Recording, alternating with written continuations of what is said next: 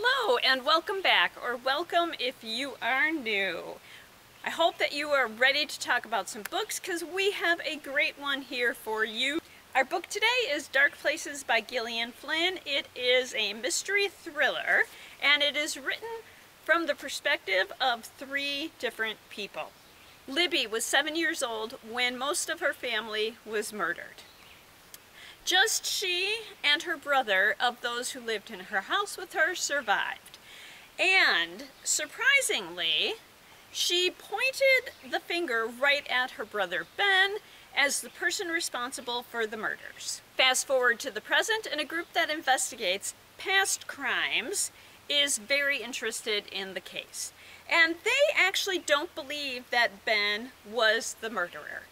They believe that Libby was coached by the psychologist at the time and that somebody else is responsible for the murders. Libby is in need of money and agrees at first to meet with the group and eventually to interview those who were associated with the case.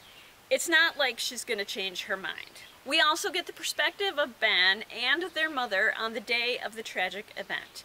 We see how their mother struggled to make ends meet, the difficulties she had with her estranged husband, the kid's father, and the creativity she used in feeding all of her kids and helping the family survive. We also see Ben struggling to be accepted as he is and express himself and be happy. I enjoyed this story being told from all three of these perspectives, especially since when we went into the past, we saw things, especially family relationships, differently than Libby remembers them in the present. So to avoid any spoilers, I'm going to leave it there. I know it's vague, but I think you've got a good feel for what the story is about.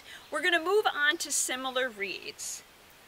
First up is The Silent Patient, and as I was reading this book a few months ago, I kept thinking of the author Gillian Flynn, and so it's an especially appropriate book to mention here. But it's really hard to talk about this book, even generally, without revealing spoilers. So I'm going to be vague. I'm not even going to mention how the two remind me of one another. But there are two main characters in this book. Alicia, who is in a psychiatric hospital since her husband's death, and Theo, who is a psychiatrist. And at the beginning of the story, Theo is applying to work at the hospital where Alicia is a patient because he feels called to help her. Next is Big Little Lies by Liane Moriarty. And this is a family drama and a neighborhood drama.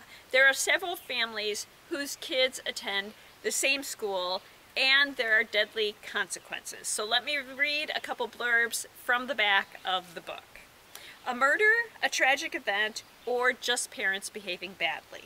What's indisputable is someone is dead. Big Little Lies is a brilliant take on ex-husbands and second wives, mothers and daughters, schoolyard scandal, and the little lies that can turn lethal. And finally, in case you have not read any other books by Gillian Flynn, I am going to talk about the first book I read by Gillian Flynn, and that is Gone Girl. It's Nick and Amy's 5th wedding anniversary, but she is missing. And because of his odd behavior, the police suspect Nick himself. What did happen to Amy? And there we are. I hope that you enjoyed this look at dark places and other books to read for a similar experience. I am going to be back next time when we will talk about The Night in Question and The Agathas. They are book 1 and 2 of the Agathas series by Kathleen Glasgow and Liz Lawson. So I hope to see you then, and until then, I hope that you enjoy all that you do and all that you read, and I hope that you're having a wonderful summer. And thank you.